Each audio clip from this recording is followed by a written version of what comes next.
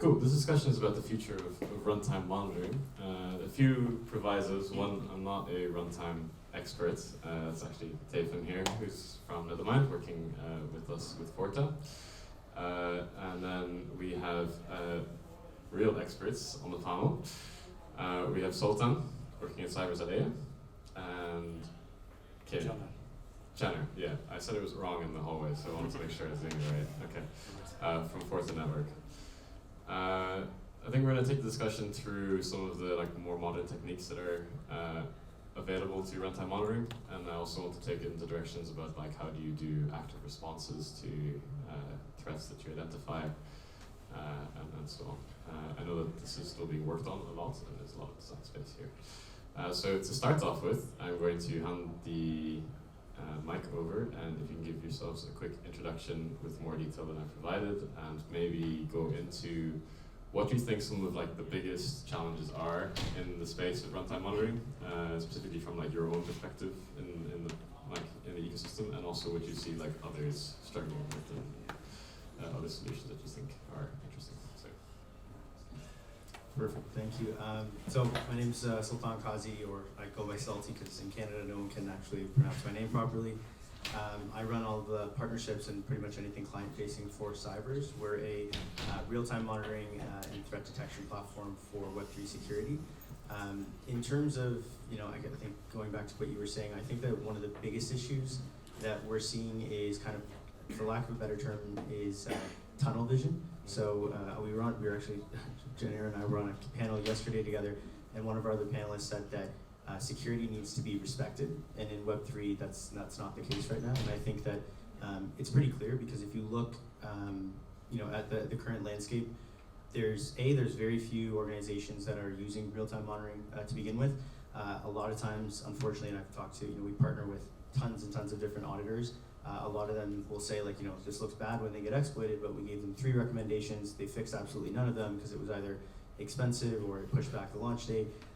And so I think that, that's a pretty good example, right? They're usually picking one or the other.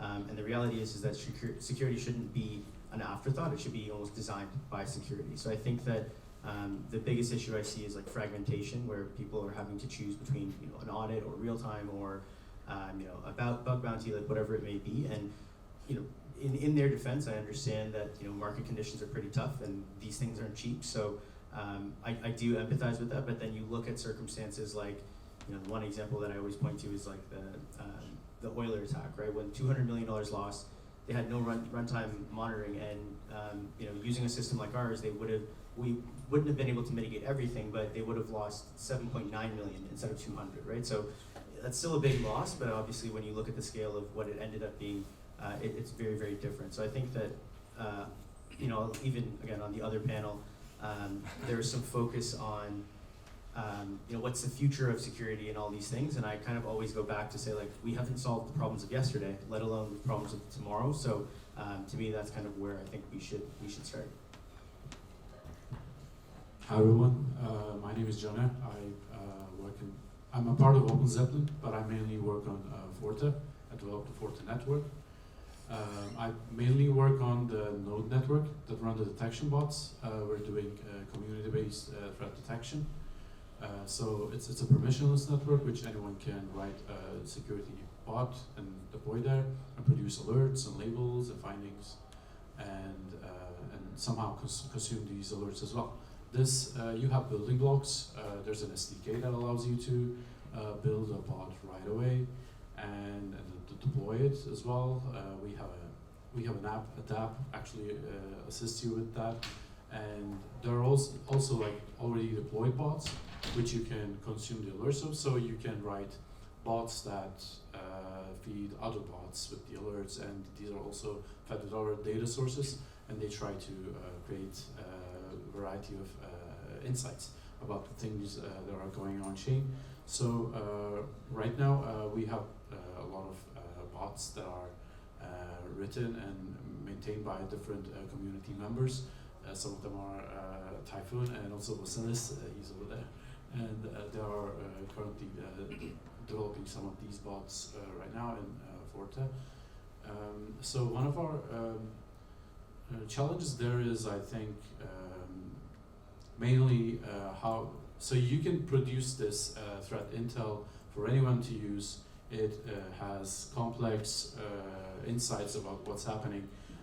There are different kind of bots that maybe they point to money laundering stuff or spams that are going on or scams that are going on, and tens of or maybe 100 bots. I don't remember the exact count right now.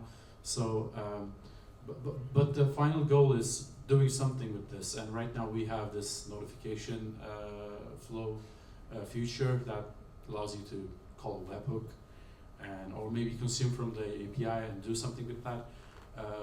But then what do you do with it? So you can pause your contract and do something else. We're trying to delve deeper into how we can better apply these alerts to as solutions and try to find new ways. And so I hope to be explaining more about that later in the questions. Thank you. Thank you. Hey everyone, I'm Tayfun from Forta. I'm sorry, from Nethermind, but I'm mainly doing Forta tasks since the day I joined Nethermind. So I'm actually part of both teams.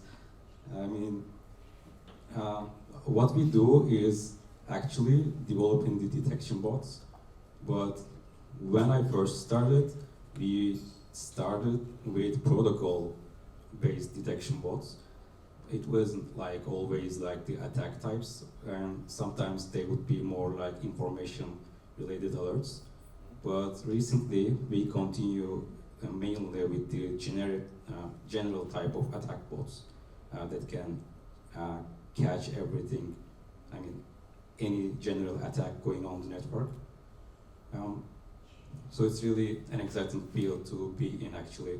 So the most critical challenges that I see in the field is that it revolves around basically the evolving nature of threat types actually, and the nature of decentralization of blockchain. So we have this smart contract vulnerability. Even though, I mean, despite the detailed analysis and audits, we still have vulnerabilities happening every day. And it's because of everything is changing constantly and evolving to something new, and everybody is like testing your code, like whole world is testing your code because it's all open code, and so everybody sees it, everybody actually tries to break it, it's even worse. So that's why there is always new attack and vulnerability type found every day. And that's one thing, and another problem is scalability. So as blockchain applications grow every day, monitoring for each transaction for anomalies becomes increasingly complex.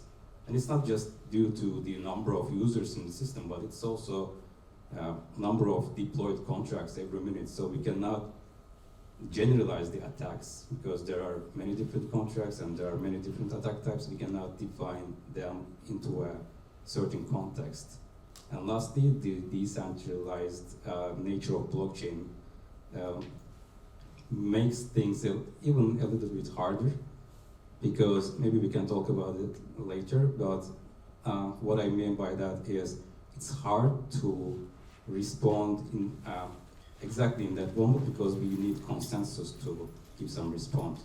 So unlike centralized system, it's one of the hardships, let's say, that I see in the network. Right. Yeah, I'll move closer in a bit. Thank you all. I actually kind of want to combine some of your answers here into the next question. You brought up the fact that like many protocols are making trade-offs between security beforehand or afterhand by doing audits or by doing runtime verification and runtime monitoring. You're saying it's decentralized, and there are so many different types of attacks that come out that it's actually hard to classify them all. And so I think this is part where your community-based approach comes from. Like anyone can try to identify their own things. But I'm gonna switch it over to CyVers here and say you guys are working on AI solutions here for the monitoring. How does that help in the context of like this ever-evolving attack vector? And like where does it kind of fall short, and like where can you improve? Yeah, so I think that, simply put, like the benefit of using AI is that, as opposed to like a rule set or, heuristic-based model, you're just going to have naturally less false positives. It's going to slowly, get better and better. That's, machine learning. That's the benefit of it. And I think that, we've seen that even just in our detection rates and our false positive rates kind of steadily declining.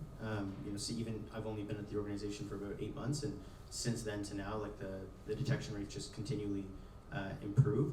And I think that, to me, like that's kind of the main benefit. Like the best example I can give you of that is in an example where a rule arbitrary. Don't get me wrong. There's a time and a place, and I think there's a lot of value in arbitrary rules and heuristics. But one example that I can give you in recent memory that we detected was stake.com. So when stake.com got exploited, our system picked up on it right away. I think we were first to market in terms of alerting them. And the thing that was most impressive to me about the detection itself was that we didn't detect the first detection, or like that triggered kind of our system, was a transfer for 1 ETH, right? So if you think about stake.com, like I'm Canadian, so I'm more familiar with Drake than I'm willing to admit, but he's betting $1 million bets on Raptors games, and so obviously you're talking about a pretty large amount of transaction volume and then also the size. So a 1 ETH transfer triggering our system, to me, is like a testament to AI being kind of the backbone of it.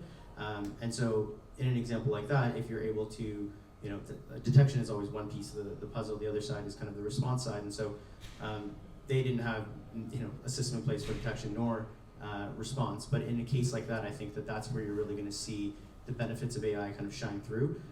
Obviously, the negative of that is, or the negative side of it is that the models themselves, while they improve, it's also based off of like more or less, a private data set. So we're always looking at ways to kind of increase that and increase the exposure. And if there is any exploits that our system doesn't pick up, then we kind of feed that through on the back end to get the system to learn it. But this is actually why I think that like the future of the landscape is not going to be one big provider, right? Like you kind of have market dominance in the compliance space, and that's kind of where I come from MasterCard, with like Chainalysis, where like TRM and Elliptic are top tier products, but the reality is like the market dominance for Chainalysis is massive. I don't think you're going to see quite the same thing in real-time monitoring, partially because a lot of it is focused on DeFi, but then the other thing is that you're going to have, there's going to be a real benefit to a protocol for leveraging a CyVers and a Forta simultaneously, right, as well as like some other things, but to me that's kind of where things really shine through. Would you like to add some comments on how the community helps on this front, or if there's are there any plans for AI in the Forta systems? Or? Yes, there is AI in Forta, so maybe I could add some. Yeah, that'd be great. So I actually agree with what Sultan said. So it's hard to find one winner in these security solutions. Like, so I'll explain one phenomenon before I talk about the AI and community part of it. It's like there's this one detection bot that is checking multiple things, and then for redundancy, what we do in the network is we run this bot on 3 different nodes, so that if one of the nodes have a problem, then the other 2 nodes actually produce some outputs at least. But then what you see is when the bot becomes more complicated, you see that one of these bots are not firing and other 2 is firing. Sometimes only one of them are firing because of the external state dependency of how things are changing in real time, etc. And so, let alone running the same detection in real time also gives like different results. So, and we were using AI, ML models in the bots to find out about scams and attacks going on. And I think Tayfun might be able to say maybe more about this because he's doing more. Yeah, what I know is what we try to do here is these ML models, they find different things, look at different aspects from different angles, and they say different things. And these are built by different people for different purposes. So when you get this, collectively have this knowledge of things happening, then you have a higher coverage about things happening on all of the chains. And this data could be from CyVers, it could be from another provider, or it could be a custom bot written on Forta. And combining these, then you're able to produce a really high quality outputs that have higher precision. So in that respect, that's very helpful. Do you want to add something? Sure. Yeah, personally, we haven't implemented AI into our bots yet, but we have worked with machine learning bots.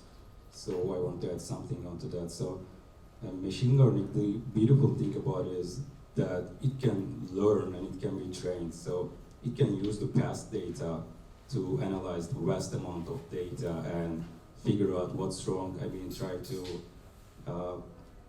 to bring some shapes of the attacks. I mean, try to find some indicators of an early attack. So let's say we want to figure out unusual activity. So what is unusual? It's subjective, right? So you cannot calculate it.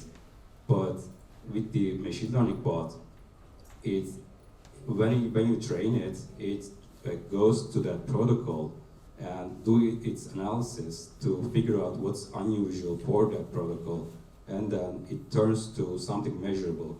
So let's say it monitors a bridge, and when an unusual amount of transfer happens, it directly alerts. So it's something that we use a lot for the Nethermind.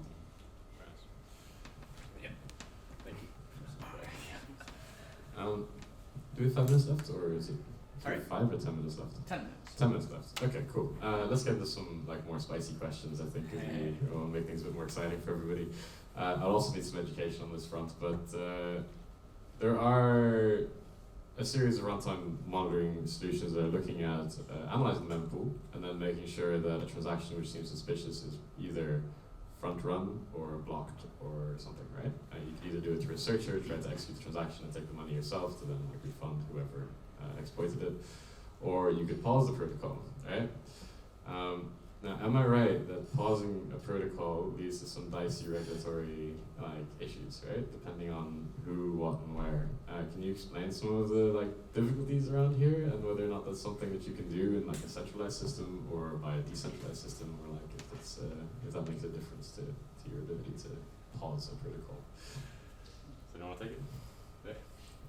I mean, I can't speak so much to the, I do come from the regulatory side from Mastercard, so I probably should be able to, but I think that ultimately the area that I see this kind of, forward-looking where this becomes more of an issue is you're obviously seeing institutional players coming into the space, right? Obviously everyone knows about the ETFs.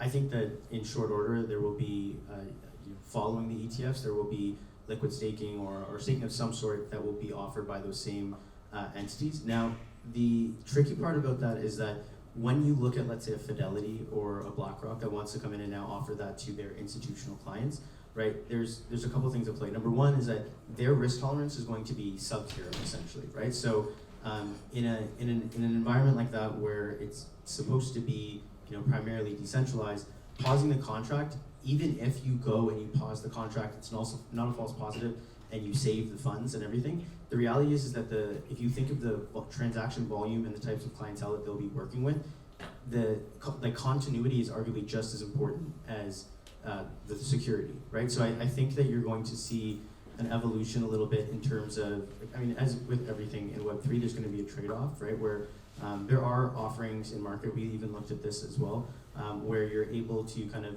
build in almost a contract modifier, if you will, that sits on top that is able to block transactions without actually pausing the contract. So almost kind of thinking of a middle ground of pausing versus just letting it go through. So I think that what will happen, and this is again unsurprising, is that you're going to have different organizations that have different criteria for what they're looking for. So you will find protocols that are going to be no, we want Forta because it's the most decentralized, because it's community driven, XYZ, and then you're going to have people on the other side of the spectrum that are going to say, we can't afford to have that, we're not willing to take the risk, we want this to be, are we sacrificing decentralization for the sake of security and continuity? Yes. So I think that will all be very interesting as to how that plays out, and I guess from the regulatory side, I probably should have prepped more about exactly what's happening on that front. So one difficulty I'm thinking about when we're saying decentralization and stopping these attacks is, when you want to do it, you're actually doing some bit of censorship maybe, because you're stopping someone, but according to what and why. So that needs to be justified well. And applying these principles in practice is difficult, and so we have bots that tell a lot of precise things. One of them has like 90% precision, even though it is using an ML model. But then there's this 10%. So, and the question is, well, what happens and how much risk you're willing to take by applying this? Yeah.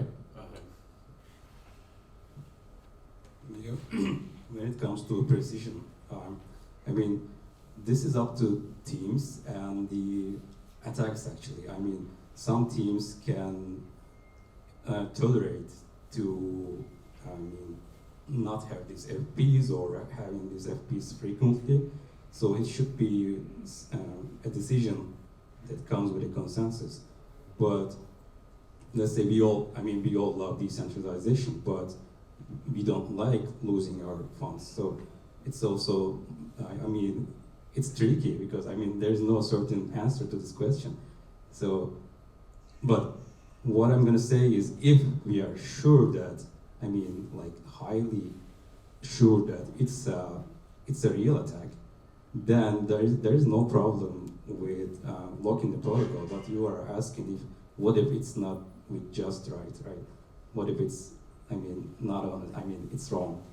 But we need to check our data, and we need to say each alert in Forta and Nethermind right now has its anomaly score. So it says that how frequent is that alert coming every day. So if it's not a frequent alert, and if it comes back to back, it certainly means that there is something wrong with that. So we choose, we decide these decisions, choose the decisions by looking at these anomaly scores and precision and calculation. But these numbers can be set by the team. We can lower the threshold or increase the threshold, according to what we do or what we want our clients to experience.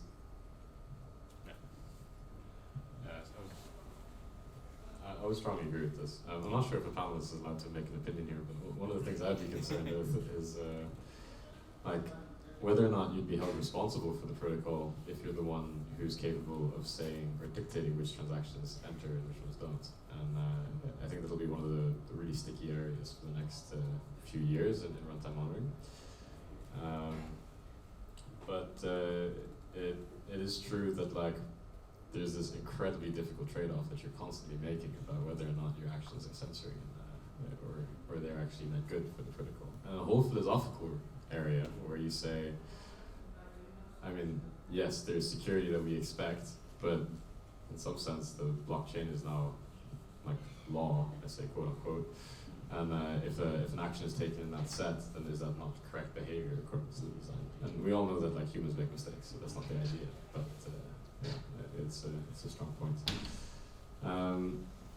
Cool. I'm wondering, this trade-off between, we've only got 3 minutes left, so I might just wrap it up rather than asking about nuances of whether or not you should be faster at identifying things or sloppier at flagging transactions. What technologies are you guys the most excited for as a final note coming up? Either something that you're building yourself or something that you see elsewhere that is going to either directly bolster runtime monitoring capabilities or the responses of runtime monitoring, or is there anything that's an AI technique, or is there a knowledge technique that might eliminate a class of bugs? Anything that you're kind of bullish about for the next few years?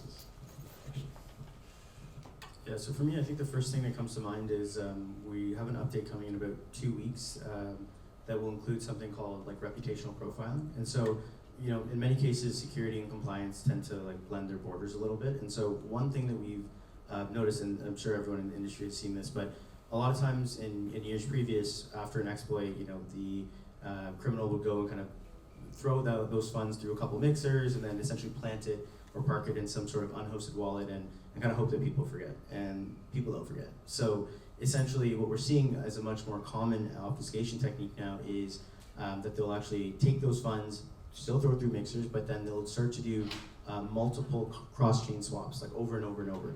And the reason that they're doing that is that the compliance providers like Chainalysis, TRM, Elliptic, etc., they're very good at what they do, but the reality is that their infrastructure wasn't designed to be able to kind of handle that. So what we've actually done is we've done a comparison against our tool and kind of seeing, are we able to trace the risk cross-chain? And so what happens is, to kind of close this up, is the criminals will kind of do that. They'll go and then they'll usually use like a fake KYC account at Binance, Coinbase, whatever one they want, off-ramp small batches of funds throughout all of these, take the funds out immediately, because when Binance or any of those centralized exchanges go to do the API query with Chainalysis, let's say, the funds come back clean. And it's because of the fact that they've just ping-ponged it so many times that it's not there. Then a week later, all of a sudden those funds come back, or the system updates. So with our system, just given that we've kind of designed it for this to be natively cross-chain, whether the exploit happened 5 seconds ago or 5 days ago, you essentially will be able to use that in a similar way. So it's not so much on the security side of things, but I think that again, like given how shoulder-to-shoulder compliance and security is, I think that in combination with like hopefully more protocols and projects kind of prioritizing having an audit, a bug bounty, community-driven, real-time monitoring, all of it kind of holistically, I think that is what I'm looking forward to from a technology perspective, just kind of, and seeing that integration where, maybe CyVers and Forta, are collaborating, or you have even insurance. So it's something that we've been exploring with insurance providers, like actually having us built into their platform or vice versa. So I just think more cross-collaboration, in short.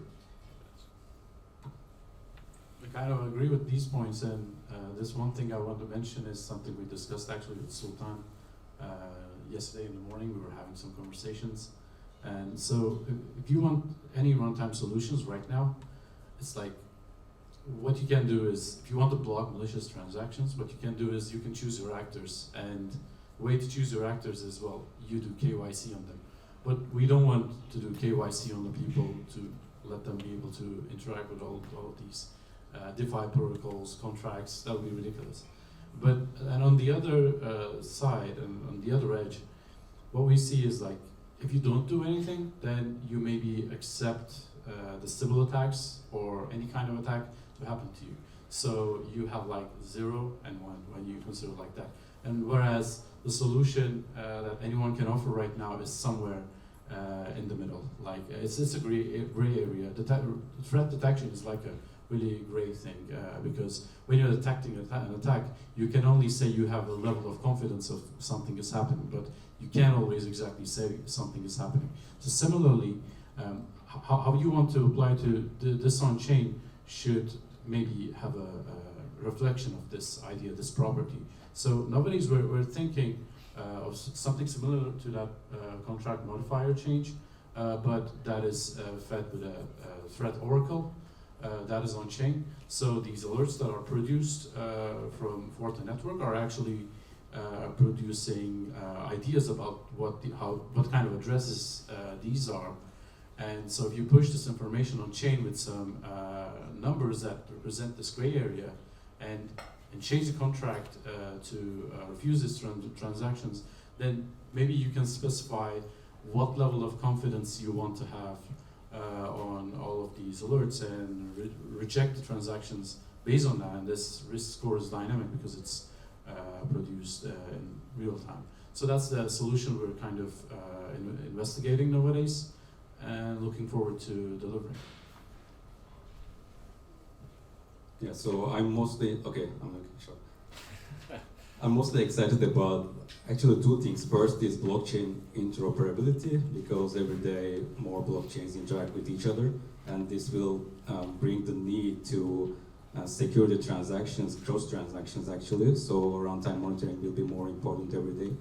And the second and most exciting thing maybe for me is decentralized AI, which can work in distributed networks independently, and if it can evaluate the transactions, and if it can even respond by itself without the needing to central authorization, I mean that's the most exciting thing for me. All right, well, you heard it here. Look out for reputation scores, look out for decentralized AI, and look out for community-driven runtime monitoring. And thank you all for attending here and for speaking. So. I appreciate you. Okay.